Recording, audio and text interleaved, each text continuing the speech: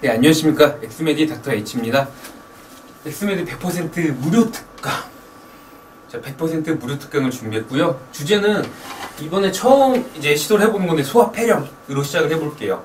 이번 겨울에 폐렴 때문에 전국의 응급실, 동네 병원들 난리도 아니었죠. 그 중에서 왜 이렇게 유행했냐면 마이코플라즈마라는 녀석 때문인데 오줌 유행했으면 우리가 TV에서 뉴스에서도 소개를 했어요. 그래서 이거에 대해서 한번 좀 자세히 살펴보도록 할게요.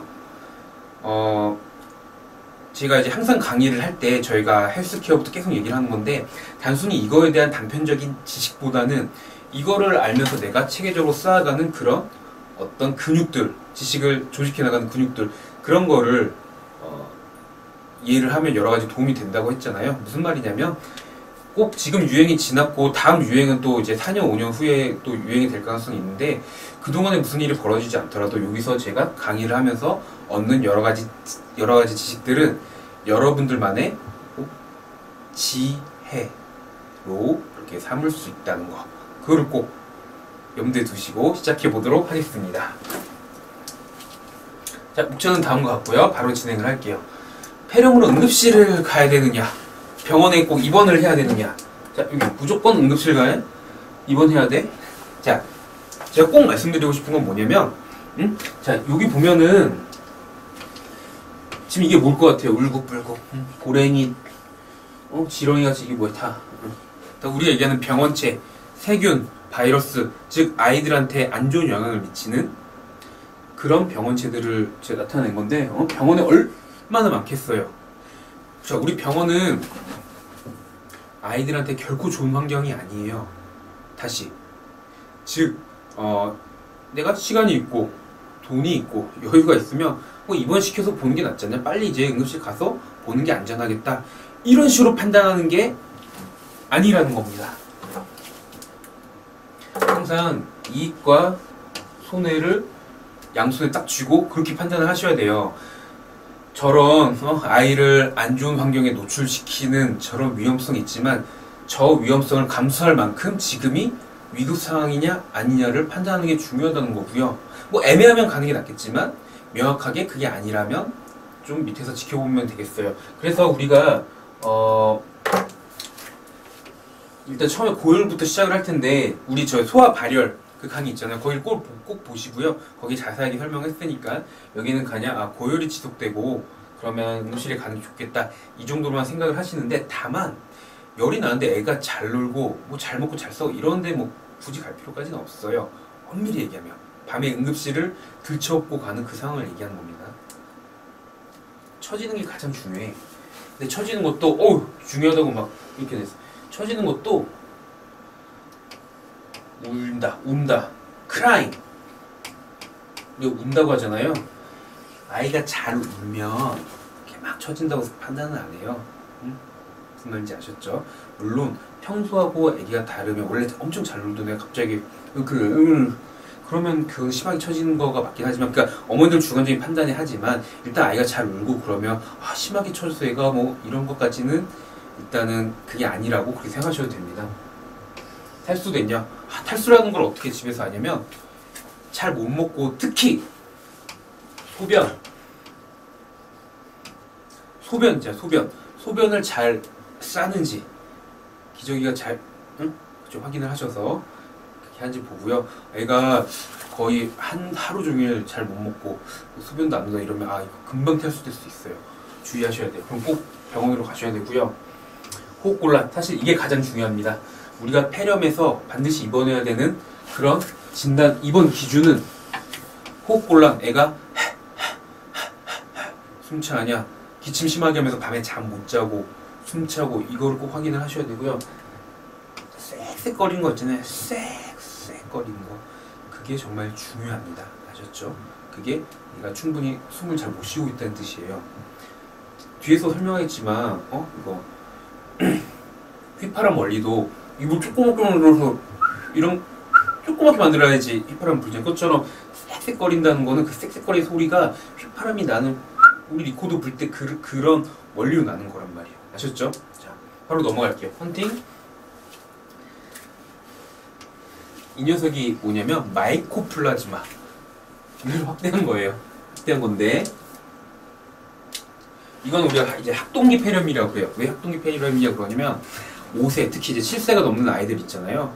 집단 생활을 하는 그런 이제 그러니까 응?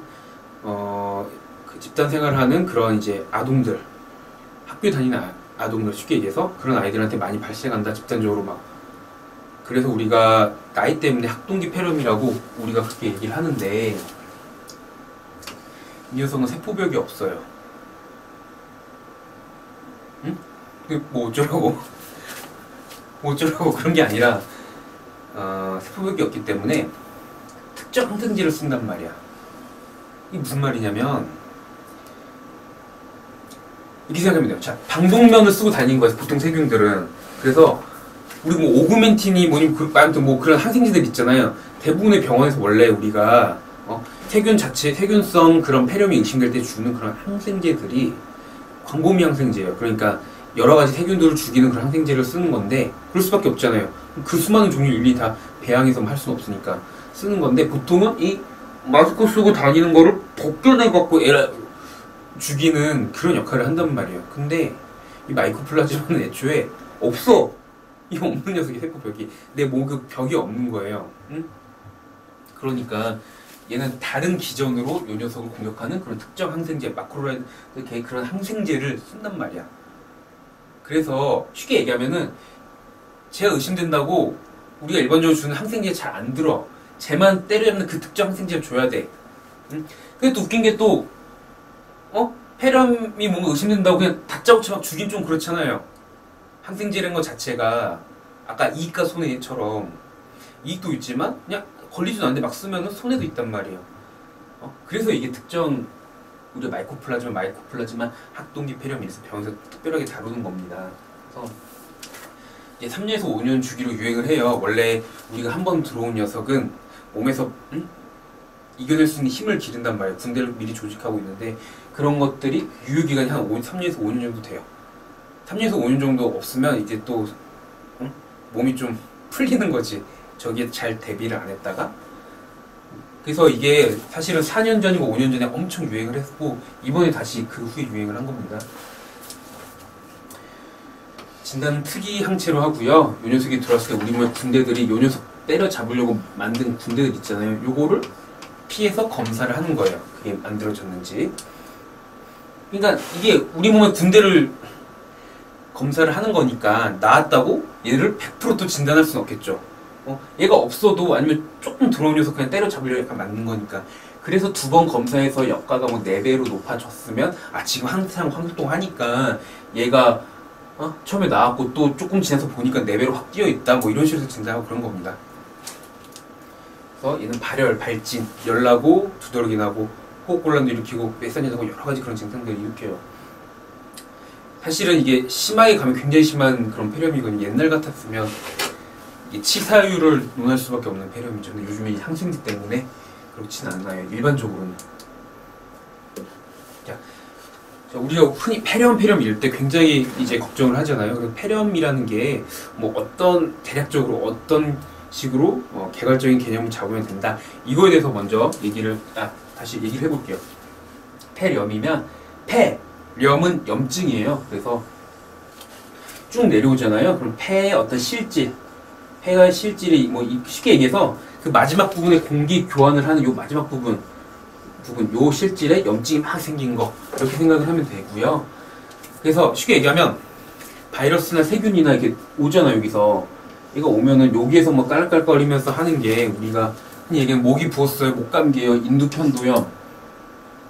조금 내려가서 뭐 이쪽 부분에도 이제 뭐 영향을 미쳐서 뭐 염증이 생긴 게 기관지염. 근데 이제 엑스레이에 그 염증이 심해서 막 드러난 거야. 그게 폐렴이다. 정확한 개념은 아닌데 이제 어머니들이 생각할 때는 이런 식으로 생각하셔도 무방합니다. 즉 여기서 끝나면 다행인데 끝나고 약 먹고 좀 괜찮아지면 다행인데 못 이겨내면 폐렴으로 쭉 진행될 수 있다. 이런 뜻이고요. 근데 또 폐렴이 의심된다고 이 정도 수준에서 막 항생제 때려 붓고 막 폐렴에 준해서 치료할 수는 없잖아요. 왜냐면 아까 말했다시피 그렇게 되면 우리 몸에 더 안 좋은 영향, 그러니까 손해가 더 크게 있을 수 있기 때문에 그래서 우리가 치료할 때 그게 잘 안 맞는 거예요. 어머니들 잘 오해하거나 의료진이랑 잘 커뮤니케이션 소통이 잘 안 되는 것도 그런 원인입니다. 크게 바이러스냐 세균이 이렇게 나누면 되고요. 일반적으로는 세균성이 더 심합니다. 그래서 바이러스는 중에 심한 녀석은 우리가 독감이라고 인플루엔자 이 검사를 따로 하죠. 바이러스는 일반적으로 세균은 항생제 쓰지만 바이러스는 일반적으로 쓰질 않고 몸에서 스스로 이겨내도록 도와주는 건데요. 독감 이런 거는 타미플루니 뭐니 그런 약을 또 따로 쓰죠. 그래서 우리가 이제 각자에 대해서 그런 식으로 여러 가지 체계들이 만들어져 나가는 거예요. 폐렴은 고열이 나고 기침, 가래, 콧물 증상도 있고요. 그리고 아까 말했다시피 엑스레이에서 뭐 이렇게 드러나고 호흡곤란 이것 때문에 무서운 거야 사실은. 어머니들은 호흡 는 기침 마냐 감기 뭐 이런 것도 중요한 건 맞는데요. 열도 많이 나고 사실은 열이 나는데 원인을 모를 때가 무서운 거예요. 왜 나지? 그게 진짜 흔히 얘기하는 의사들이 겁먹는 그런 원인이고 사실은 열이 원인을 안다면 열 내리면 되잖아요. 치료하면서 열이 또 내려갈 거고 그렇게 무서워하진 않아요. 다만 호흡곤란 생겨서 갑자기 산소포화도 내려가 이런 거 되게 무서워해요. 자, 여기서 한 가지 이쪽 부분에 특히 이제 6개월에서 한 2세 정도 2세 전후의 아이들은 모세 기관지염이 흔히 동반되거나 이제 폐렴과 잘 구별을 하거나 해야 되거나 그게 뭐냐면 마지막 이쪽 부분에 엑스레이선 드러나지 않는데 염증이 생겨서 들어갈 때는 들어가지만 나올 때는 잘 못 나와. 아까처럼 그러니까 쉽게 얘기하면 숨길이 좁아지는 거야 염증 때문에. 그래서 숨이 쉴 때 이런 소리가 나는 거죠. 그걸 우리가 이제 청진기로 보거나 아니면 색색된다거나 그런 걸 보는 거거든요. 이게 어린 아이들한테는 흔히 동반돼요. 폐렴이랑 구별되지만 또 같이 올 수도 있고 폐렴일 때 더 심해지기도 하고 모세기관점일 때 폐렴이 동반되기도 하고 이런 상호작용을 갖는 그런 원리입니다. 그렇죠? 그래서 사실은 이제 아이들 같은 경우에는 폐렴 그리고 모세기관지염 이거를 좀 왔다 갔다 하는 그런 호흡기 또 목 아픈 거 기관지 이런 식으로 생각을 해서 어느 거지? 이거 숨차네? 이거 일단 빨리 가봐야 되겠다 이런 식의 그것만 가져주시면 되고요. 그래서 우리가 병원에 가면 우리 의사들은 판단 기준이 뭐냐면 일단 엑스레이를 찍잖아요. 그렇죠? 이건 여기 다 먹은 거예요. 염증 때문에 이미 다 드러난 거죠. 염증 수치를 보게 되고 탈수도 피검사에서 나타나게 돼요. 왜냐하면 쉽게 얘기해서 목마른 물 우리가 말라버리잖아. 말라버리면 이거 뭐 짝짝 찢어지잖아요. 세포들도 그렇단 말이에요. 그래서 그렇게 나오는 피 수치들을 검사를 합니다. 그래서 엑스레이도 보고 염증 수치 보고 진단을 위한 검사. 아까 말했다시피 마이코플라즘 측정 항체를 본다고 했고 우리 목에서 긁어다가 뭐예요? 바이러스 검사도 하고 그렇게 하죠. 인플루엔자나 뭐 바이러스 이런 걸 보기도 하고 마이코플라즈마 얘기했고요. 자 그래서 청진도 하죠. 청진하는 건 폐렴 소리가 심한지 그러니까 거친 그렁그렁 되는 소리가 나는지 아니면 얘 숨길이 막혀서 호흡곤란 그 소리가 있는지 그런 것들을 보고 증상도 중요하겠고, 그렇죠? 열, 기침, 가래, 콧물, 호흡곤란이 가장 중요하다고 했습니다. 근데 어머니들은 사실 이제 이거를 가장 무서워하죠. 코 때문에 애가 숨 못 쉬는 것 같고 그러니까. 그래서 사실 또 콧물이 끝까지 남아있어요. 증상이 쉽게 안 가라앉고. 그거에 대해서 약간 이런 오해가 생기기도 하는데요. 어쨌든 뭐 그렇습니다. 그래서 중요한 거는 염증 수치, 그리고 열 볼 때 열, 피검사, 엑스레이 이걸로 호전되는지 보는데 얘들이 뭐 동시에 막 같이 따라오진 않아요. 일반적으로 열이 먼저 잡히고 그 다음에 염증 수치하고 엑스레이가 좀 따라오는 이런 느낌으로 갑니다. 증상이 맨 뒤에 조금씩 좋아지고요. 치료는 이건 항생제 주사인데 사실 병원에 입원하는 거 항생제 주사 맞으려고 입원한다고 생각하시면 돼요. 광범위라고 한 거는 아까 말했죠. 일반적으로 항생제 특히 특히 올겨울 같은 경우 보통 두 가지를 써요. 하나는 이쪽 윗부분을 쉽게 감염되는 그런 세균들을 잡아주는 그런 광범위한, 광범위라는 게 이것저것 때려잡는다는 뜻이고요. 그리고 마크로라이드가 아까 제가 말씀드린 마이코플라즈마를 때려잡는 그런 항생제입니다. 보통 올해 유행했을 때는 이제 동네 병원에서도 이 녀석을 계속 처방을 하죠. 워낙 유행하니까. 그때는 일단 유행하기 때문에 일단 진단이 안 됐더라도 빨리 줘서 빨리 주는 게 더 이익이 크다 이렇게 판단을 하는 거죠. 그래서 우리가 항상 아이들 관련 처치나 이런 거 볼 때는 이익이냐 손해냐를 보는 거예요. 이 리스크가 있는데 감수 할래 말래 이거를 보는 겁니다. 이건 컨디션 회복을 위한 거고 또 탈수된 걸 잡아주고 사실은 요 녀석이 또 굉장히 중요해요. 제일 중요한 거고 열내리고 몸에서 이런 것들은 스스로 이겨낼 수 있도록 잡아준다. 아이가 힘든 걸 좀 막아준다. 이런 개념이고